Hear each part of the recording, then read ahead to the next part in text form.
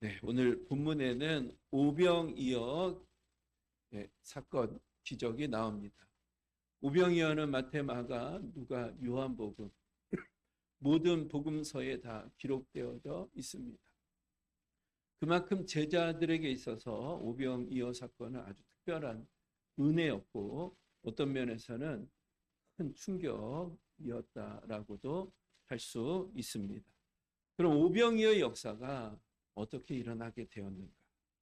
첫째는요, 불쌍히 여기는 마음입니다. 34절 말씀 보니까 예수께서 나오사 큰 무리를 보시고 목자 없는 양 같음으로 인하여 불쌍히 여기사 이 여러 가지로 가르치시더라. 예수님께서 많은 사람들을 보시되 어떻게 보셨다고 말씀하고 계십니까? 불쌍히 여기셨습니다. 그리고 그것뿐만 아니고 예수님께서 큰 무리를 목자 없는 양처럼 보셨습니다. 성경에서의 양은 무기력의 대명사다라고 말씀을 드렸습니다. 양은요, 동작이 빠르지 않습니다. 몸집은 크고 다리는 짧기 때문에 빨리 움직일 수가 없습니다. 그리고 날카로운 이빨, 또 날카로운 발톱을 가진 것도 아닙니다. 시력도 좋지 않아서 5m 앞밖에 보지 못하고 청력도 좋지 않은 것이 양입니다. 무기력의 상징입니다. 양이 살기 위해서 뭐가 있어야 됩니까?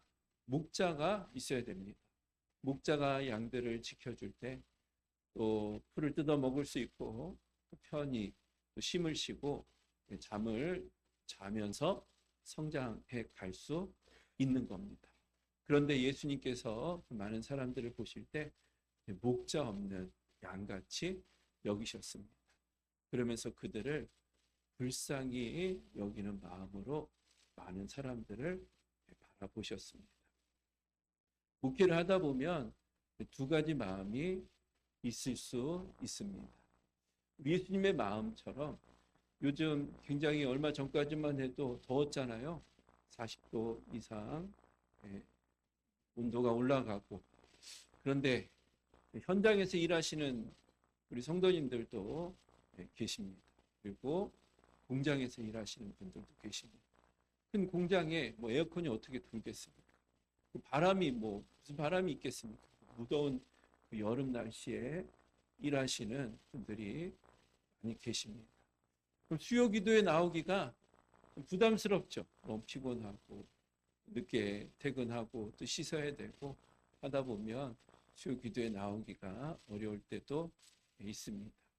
그러면 제 안에 불쌍히 여기는 마음이 있을 수 있는 겁니다. 참 애쓰신다. 참 고생하신다. 이 힘든 세상 속에서 또 생활하기 위해서, 직장 생활하기 위해서, 사업하기 위해서 정말 힘들게 인생 살아가고 계신다. 그런 마음. 그래서 때론 수요 기도에 못 나오신다 할지라도 그럴 수도 있지. 다 그럴 수 있는 것이지. 이런 마음으로 바라볼 수도 있고요. 또 다른 마음은 내 그럴 줄 알았어. 기도해야 사명 감당하고 기도해야 쓰임 받고 기도의 열매도 맺고 영향력도 끼치는 것이지. 맨날 기도도 안 하고 그러고 뭐 땡땡이라고 이런 마음이 들 수도 있는 겁니다. 여러분 언제 은혜가 될까요? 처음입니까? 두 번째입니까? 그렇죠. 예수님처럼 불쌍히 여기는 마음이 있어요. 정말 힘든 가운데도 애쓰면서 교회 예배드리기 위해서 나오는 그 마음들을 불쌍히 여기고, 그리고 설교가 꿀송이처럼 달고 그러면 모르겠지만 그것도 아닌데 참 우리 성도님들 이게 다들 애쓰신다. 너무 귀하다. 이런 마음을 가지고 성도인들을 대할 때 오병이어의 기적이 일어나는 것입니다. 기적이 일어나지 않는 이유가 뭡니까? 불쌍히 여기는 마음이 없는 겁니다. 그냥 판단하고 정죄할 때 거기 무슨 기적이 일어날 수 있겠습니까? 예수님께서 오병이어 기적이 일어났던 첫 번째는요, 불쌍히 여기는 마음이 있으셨습니다. 어떻게 오병이어 기적이 나타나게 되었는가? 두 번째는 순종입니다. 38절 말씀에 이르시되 너희에게 떡 몇 개나 있는지 가서 보라 하시니 알아보고 이르되 떡 5개와 물고기 2마리가 있더이다 하거늘 주님께서 떡이 몇 개냐 라고 물으십니다. 떡 5개, 물고기 2마리밖에 없습니다. 이거 뭐 누구 코에 붙이겠습니까?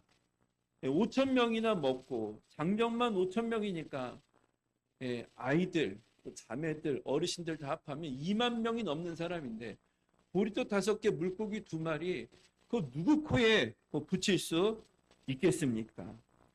그런데 예수님께서 보리떡 5개, 물고기 2마리를 가지고 오라라고 말씀합니다.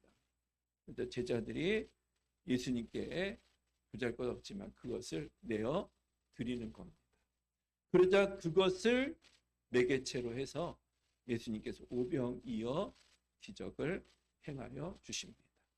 현실에는 맞지 않지만 우리 생각에는 맞지 않지만 주님께서 말씀하시면 그대로 순종할 때 하나님의 역사가 나타나고 기적이 나타나게 되는 겁니다. 오늘 세연이 간증 속에도 나오지만 모세도 그렇죠. 이스라엘 백성들을 이끌고 출애굽해라. 그런데 하나님 제가 능력이 없습니다. 지혜가 없습니다. 말도 어눌합니다. 저 사람들이 제 말을 듣겠습니까? 네. 그렇죠. 그 수많은 사람들이 모세 한 사람의 말을 듣는다는 보장이 없잖아요. 엄청나게 많은 사람들이 이끌어 갈 때 얼마나 두려움이 있겠습니까? 그러니까 그 두려움이 있는 겁니다. 하나님께서 너가 가진 게 뭐냐? 지팡이밖에 없습니다. 그것을 주님께 내어드려라. 내어드립니다. 결국 하나님께서 그 지팡이를 가지고 홍해도 가르시고 그 지팡이로 바위를 칠 때 반석에서 물이 터져 나오는 아름다운 기적이 나타나게 되는 것을 보게 됩니다. 우리는 지팡이처럼 정말 마른 뼈와 같은 존재입니다. 마른 막대기와 같은 존재입니다. 능력도 없고 지혜도 없습니다.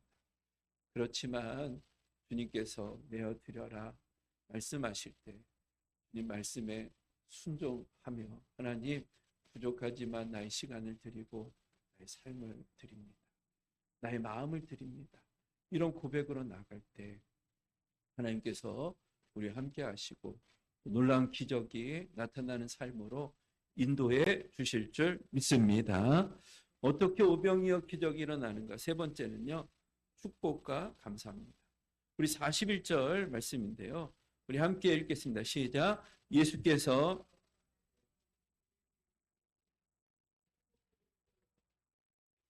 떡을 제자들에게 주어 사람들에게 나누어 주게 하셨. 네, 거기까지. 예수님께서 보리떡 5개, 물고기를 2마리를 받으셔서 어떻게 하십니까? 하늘을 우러러 축사하셨습니다. 축사.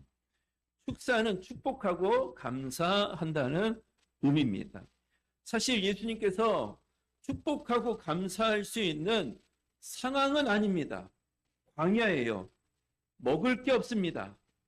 제자들이 물론 보리떡 5개, 물고기 2마리를 예수님께 드렸지만 제자들의 믿음이 형편없어요. 예수님 이것 가지고 어떻게 먹이겠습니까? 우린 가진 게 없습니다. 저들을 다 먹이기 위해서는 200데나리온의 돈이 필요합니다. 제자들의 믿음이 그렇게 좋은 믿음이 아닙니다. 예수님과 동역하기에 너무 부족한 겁니다. 그리고 예수님께서 굉장히 피곤하신 상황이에요.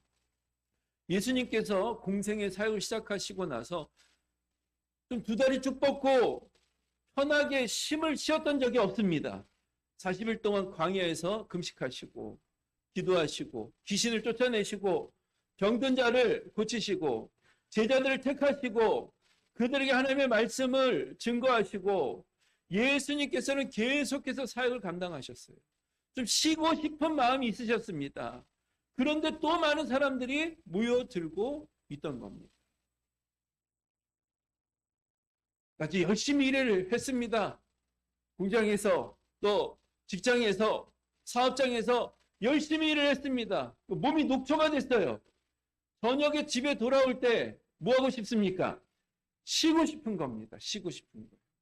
그런데 보니까 설거지가 산더미처럼 쌓여 있습니다. 네.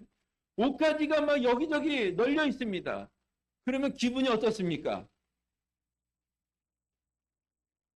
행복하시죠? 기쁘시죠?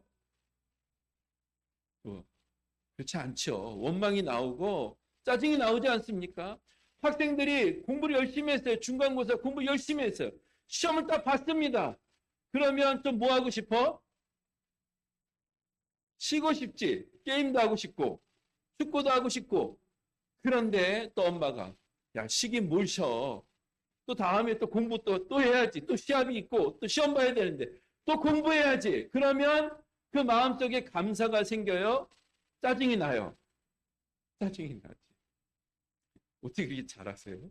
예수님께서 근데 이와 같은 상황인데도 불구하고 어떻게 하셨다고요? 축복하시고 감사하고 계시는 예수님의 모습을 보게 되는 겁니다. 여러분, 기적이 어디서 일어날까요? 원망하고 불평하고 짜증내는 곳에서 기적이 일어나겠습니까? 않죠. 감사하고 축복하는 곳에 기적이 일어나는 겁니다. 심은 대로 거두는 겁니다. 할렐루야. 할렐루야. 네, 우리는 하나님 믿는 사람이니까 끝까지 감사를 심고 축복을 심는 은혜가 있게 되시길 예수님의 이름으로 축복을 드립니다. 어떻게 오병이어 기적이 일어나게 되었는가? 마지막은요, 동력입니다. 동력. 우리 함께 따라해 볼까요? 동력이 능력이다. 동력이 능력이다. 41절 말씀을 다시 함께 보면 예수께서 떡 5개와 물고기 2마리를 가지사 하늘을 우러러 축사하시고 떡을 떼어 제자들에게 주어 사람들에게 나누어 주게 하시고 보니까 예수님께서 어떻게 하셨습니까? 떡을 떼어서 제자들에게 먼저 주신 겁니다. 그리고 제자들이 예수님께 떡을 받아서 그 떡을 누구에게 줬습니까? 다른 많은 사람들에게 나눠주게 되었던 것입니다. 그런데 그 제자들이 누굽니까? 주님, 우리 가진 게 없어요. 고작 보리떡 5개, 물고기 2마리밖에 없습니다. 이거 누구 코에 붙이겠습니까? 200데나리온의 돈이 필요합니다. 계산에만 빠르고 믿음이 없던 사람들이 제자들입니다. 그리고 예수님께서 이 뒤에 무리로 걸어오시니까 예수님께서 제자들이 예수님을 보고 뭐라 그랬습니까? 유령이다. 예수님께 상처를 줬던 사람들이 이 제자들입니다. 제자들. 그런데 주님께서 그들에게 떡을 전해주시고 또 제자들이 사람들에게 떡을 전해주시는 동역을 하고 계신 겁니다. 주님이 직접 사람들에게 떡을 나눠줄 수 있는 거 아니겠습니까? 근데 주님께서 그렇게 사역하시지 않으셨습니다. 동역이에요. 동역. 하나님 나라 법칙은 동역입니다. 동역할 때에 기적이 일어나게 되는 것입니다. 특별히 우리가 동역할 때에 기억해야 될 것이 몇 가지가 있습니다. 첫 번째는요, 부족하고 내 마음에 들지 않더라도 동역하라는 것입니다. 여러분, 제자들이 얼마나 부족함이 많습니까? 주님과 함께 동역할 수 있는 깜이 못 됩니다. 그런데도 예수님께서는 이들과 함께 동역하고 있습니다. 여러분들은 누구랑 같이 일하고 싶습니까? 마음도 맞고 생각도 많고 그렇죠? 이야기도 되고 그런 사람들과 함께 동역하고 싶지 않겠어요? 저도 마찬가지입니다. 내 생각과 맞고 마음도 맞고 그런 사람들과 함께 동역하고 싶은 게 우리들의 마음 아니겠습니까? 그런데 예수님께서는 마음이 맞지도 않고 수준이 맞지도 않는 사람들과 함께 동역하고 있는 거예요. 마음이 맞는 사람들과 함께 동역하면 물론 또 즐겁게 일을 할 수도 있고 또 열매도 맺혀질 수 있는데 그런데 한 가지 문제가 있습니다. 마음이 맞는 사람들과 함께하면 기도는 잘 안 합니다. 기도. 네. 마음이 안 맞는 사람들과 함께 일을 하게 되면 어쩔 수 없이 기도할 수밖에 없는 겁니다. 하나님 내 힘으로 안 됩니다. 내 지혜로 안 됩니다. 내 능력으로 안 됩니다. 은혜를 주시고, 그래서 마음은 맞지 않지만 아름다운 열매가 맺혀질 수 있도록, 동역이 이루어질 수 있도록 축복해 주옵소서. 그럴 때 결국은 더 큰 열매가 맺혀지는 게 되는 거 아니겠습니까?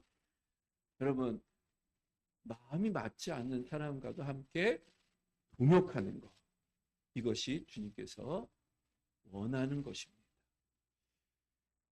잠언 14장 4절에 보면 솔로몬이 이런 고백을 합니다. 소가 없으면 구유는 깨끗하려니와 소의 힘으로 얻는 것이 많으니. 소가 없으면 소의 그 밥통이 깨끗하겠죠. 그렇지만 소가 있으면 어떻습니까? 지저분하잖아요. 소가 없으면 깨끗하겠지만 소의 힘으로 얻을 수 있는 것이 많습니다. 우리 함께 다음 사진 한번 넘겨주시겠어요? 이거 옛날 때, 그쵸? 시골에서. 다 기억나시죠, 어르신들은? 옛날 다 외양간. 가축 어디서 키웠습니까? 예, 가축이라고 해서 집에서 키우지 않았습니까? 외양간에서 키운 겁니다. 예, 옆에 부뚜막이 있습니다. 그래서 염을 삶아서 염을 소에게 주고. 그러면 집안에 냄새가 나겠어요? 안 나겠어요? 냄새가 납니다. 지저분합니까? 깨끗합니까? 지저분합니다. 배설물까지 있으니까 지저분도 하고 냄새 납니다. 그래서 지저분하고 냄새 나니까 다 치워버려. 그러면 소를 통해서 얻는 유익을 얻을 수 있습니까? 못 얻습니까? 못 얻잖아요. 우리 소를 통해서 소가 밭도 갈아주고 고기도 주고 우유도 주고 소를 통해서 받을 수 있는 것이 얼마나 많습니까? 마찬가지로 우리 하나님의 뜻은 동역인데 동역하다 보면 힘든 것들이 있는 겁니다. 마음이 맞으면 상관없는데 마음이 맞지 않을 때도 있는 겁니다. 그러면 나는 나 혼자 할래. 나는 그냥 내가 혼자 해버릴 거야. 그럼 동역을 통해서 주신 하나님의 은혜와 축복을 누리고 경험할 수 없게 되는 것입니다. 우리가 아름다운 연합을 이루어가요. 때로는 마음이 맞지 않는다 할지라도 동역할 때 우리 믿음도 성장하게 되는 것이고 열매도 더 풍성하게 맺혀지게 되는 줄 믿습니다. 우리가 동역할 때 기억해야 될 두 번째, 에어컨 좀 꺼주시겠어요? 두 번째는 일만 주지 말고 권위를 세워줘야 됩니다. 우리 함께 따라해 볼까요? 권위를 세워주자. 권위를 세워주자. 예수님께서 제자들에게 일을 주십니다. 그런데 일만 주시지 않습니다. 권위도 함께 부여해 주십니다. 41절 말씀 한번 다시 함께 볼까요? 예수께서 떡 5개와 물고기 2마리를 가지사 하늘을 우러러 축사하시고 떡을 떼어 제자들에게 주어. 그 예수님께서 축복하시고 감사하시고 떡을 떼어 누구에게 줬다 그랬죠? 제자들에게 주신 겁니다. 이 주다라는 단어는요, 특별합니다. 이 주다라는 이 단어가 또 어디 나오냐면 12의 혈류증 앓던 여인이 있지 않았습니까? 예수님께 옵니다. 너무 많은 사람들이 있다 보니까 예수님께 가까이 갈 수가 없는 겁니다. 그러자 그 여인이 어떻게 합니까? 예수님의 옷자락을 붙잡습니다. 예수님 옷자락. 그러니까 예수님께서 대번 알아차리십니다. 주님께서 말씀하시길 내 능력이 나에게서 그에게로 갔다. 제자들은 사람이 많으니까 누가 미룬 거 아닙니까? 예수님께서 말씀하시길 내 능력이 나에게서 그에게로 갔다 라고 말씀하십니다. 이게 주다입니다. 주다. 예수님께서는요 제자들에게 떡만 나눠주신 것이 아니고 권위도 함께 나눠주신 거예요. 그 12의 혈류증 앓던 여인 능력이 같다. 이게 주어 같은 의미예요. 예수님께서 제자들에게 일만 맡겨주신 것이 아니고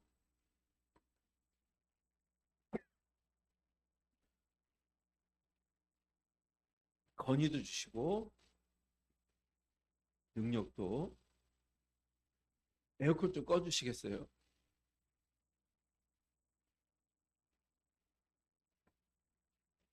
권위도 주시고 능력도 함께 전해주셨던 것. 그러니까 이 기적이 언제 일어나게 되었는가? 예수님 축복기도 하실 때 오병이어 기적이 일어나게 되었는가? 아니면 예수님께서 떡을 제자들에게 주실 때 기적이 일어나게 되었는가? 아니면 제자들이 떡을 예수님께 받았잖아요. 받은 떡을 많은 사람들에게 나눠줄 때 기적이 일어나게 되었는가? 정확하게는 알지 못합니다. 성경에 말씀하고 있지 않기 때문에. 그런 많은 분들이 아마도 제자들이 사람들에게 떡을 나눠줄 때 오병이 이어 기적이 일어나지 않았을까라고 생각합니다. 왜냐? 예수님께서는 떡만 나눠주셨던 것이 아니라 제자들에게 능력도 함께 주셨던 것. 그 떡을 받아서 사람들에게 나눠줄 때 오병이어의 기적과 역사가 나타나게 된 겁니다. 여러분, 사람들이 누구를 바라봤을까요? 누굴 바라봤을까요? 예수님 바라봤을까요? 제 생각엔 그렇지 않습니다. 사람들이 아마 베드로의 손을 바라봤을 것이고 빌립의 손을 바라봤을 것이고 안드레의 손을 바라봤을 겁니다. 예수님께서 일만 주시는 게 아니라 그들에게 권위도 함께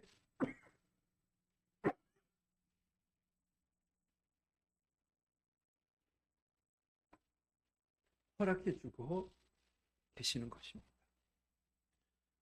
그런 거 보면 저도 그런 것 같습니다.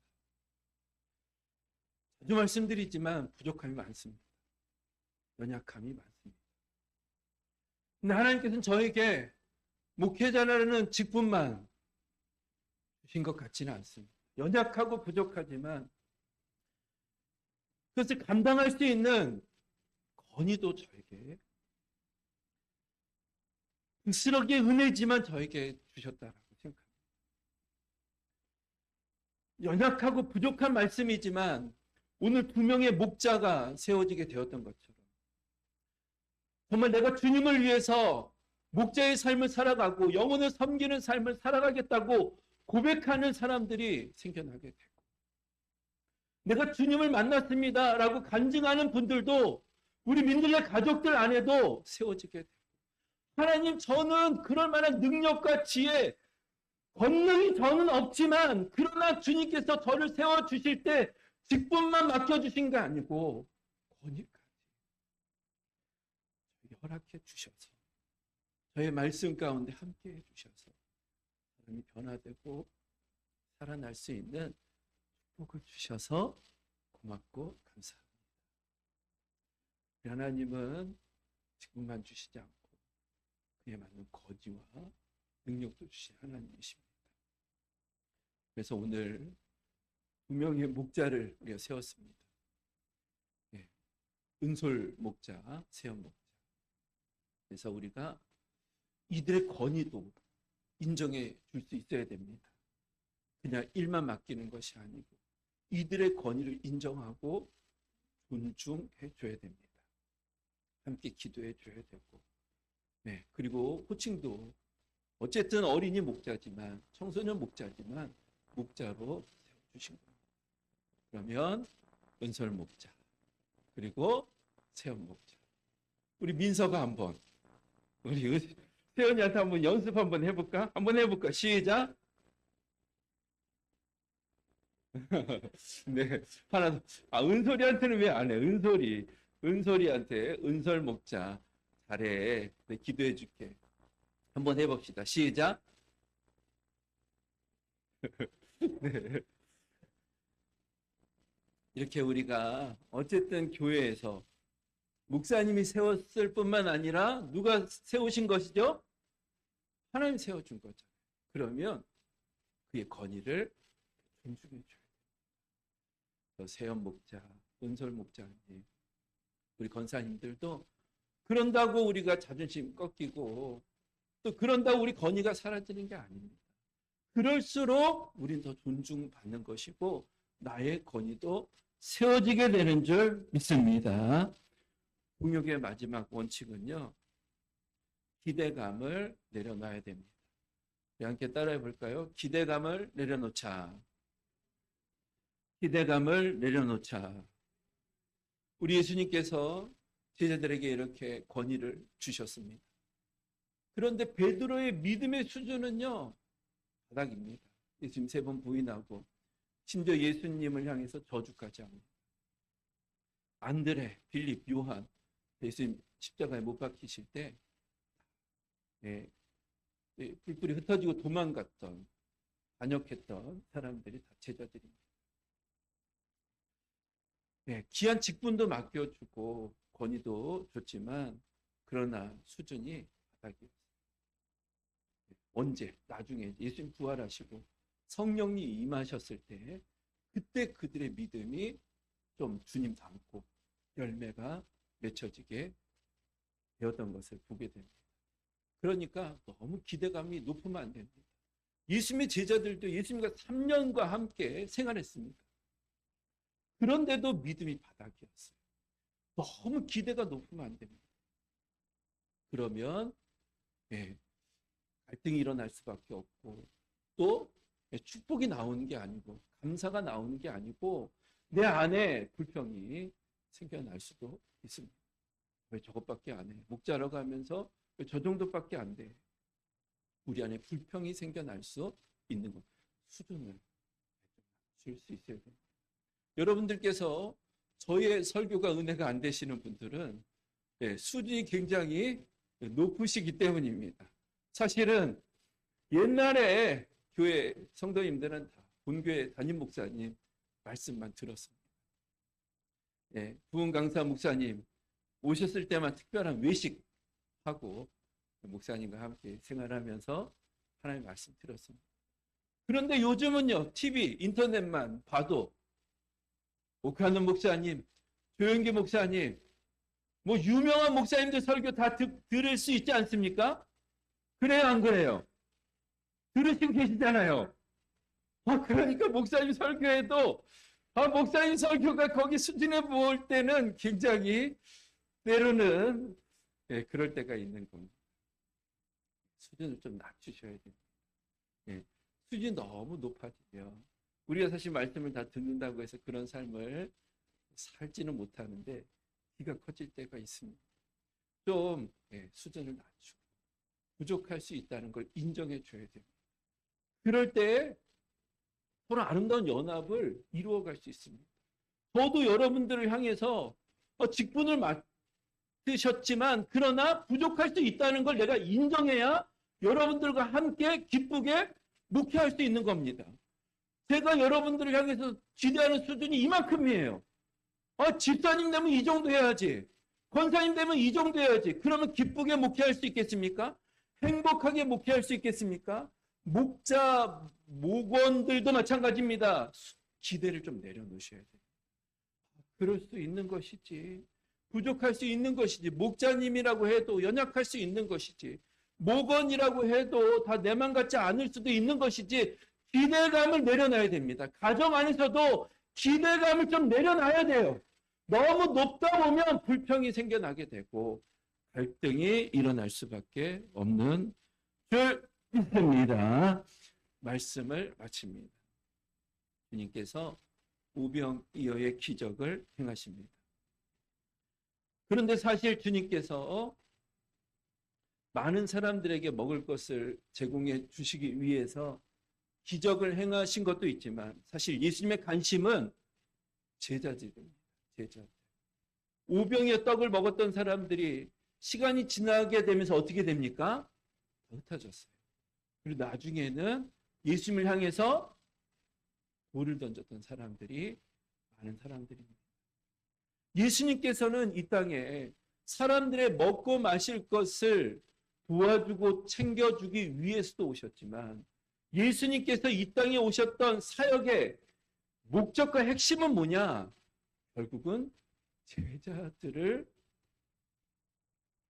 그 마음속에 품고 세워가는 것이 예수님의 꿈과 비전이었습니다. 예수님께서 지금 누구에게 집중하고 있는지를 여러분 한번 생각해 보세요. 제자들입니까? 많은 무리들입니까? 예수님의 시선은요, 제자들을 향하고 있는 거예요. 그들에게 능력도 주시고 그들을 통해서 권위가 세워지게 하시고, 예수님의 소원은 뭐냐? 결국은 제자들을 세워가는 것. 이것이 예수님의 꿈이고 예수님의 비전입니다. 단지 먹는 것 제공해주고 마실 것 제공해주고 거기에만 멈추면 안 됩니다. 교회는요, 제자를 세워갈 수 있어야 되는 거예요. 우리 신앙의 목표는 뭐냐? 한 사람의 제자를 세워가는 것이 우리 신앙의 목표가 되어야 되는 것입니다. 목자님은 나를 통해서 또 한 사람의 제자를 세워가는 것이고, 저도 또 다른 제자를 함께 세워가는 것. 그것이 주님께서 이 땅에 오셔서 가지셨던 꿈과 비전이시고, 예수님께서 이 땅에서 하늘로 올라가시면서 마지막으로 제자들에게 주셨던 하나님의 말씀도 뭐냐? 사명도 뭐냐? 마태복음 18장 19절 20절 같이 함께 읽겠습니다. 시작. 그러므로 너희는 가서 모든 민족을 제자로 삼아 아버지 아들과 성령의 이름으로 세례를 베풀고 내가 너희에게 분부한 모든 것을 가르쳐 지키게 하라. 볼지어다 내가 세상 끝날까지 너희와 항상 함께 있으리라 하시나. 여기 하라는 것이 많이 있는데 여러분들 아시는 것처럼 명령형으로, 원어상 명령형으로 쓰여져 있는 것은 다 한 단어입니다. 제자 삼으라. 이것만이 명령입니다. 예. 세례를 베풀어서 제자 삼는 것이고요. 가르쳐서 제자를 삼는 것입니다. 예수님의 꿈과 비전은요, 제자를 세워가는 겁니다. 많은 무리도 좋지만 그러나 제자를 남기지 못했다면 주님의 비전에 동참하지 않은 겁니다. 먹을 것을 줬어요. 마실 것을 줬습니다. 그러나 그들이 제자로 세워지지 않았다면 주님의 꿈과 비전에 동참하고 있는 것이 아닙니다. 그의 목적은요, 우리에게 주신 사명은 다른 게 아닙니다. 제자를 세워가는 겁니다. 저와 여러분들이 이렇게 아름다운 제자들을 세워가기 위해서 불쌍히 여기는 마음으로 영혼들을 바라보시고 순종하시고 또 아름다운 동역을 이루어 가셔서 나와 함께 아름다운 제자들이 세워져 가는, 하나님 앞에 섰을 때 칭찬받고 충성된 종이라 인정받는 은혜와 축복이 여러분들 가운데 있게 되시길 예수님의 이름으로 축복을 드립니다.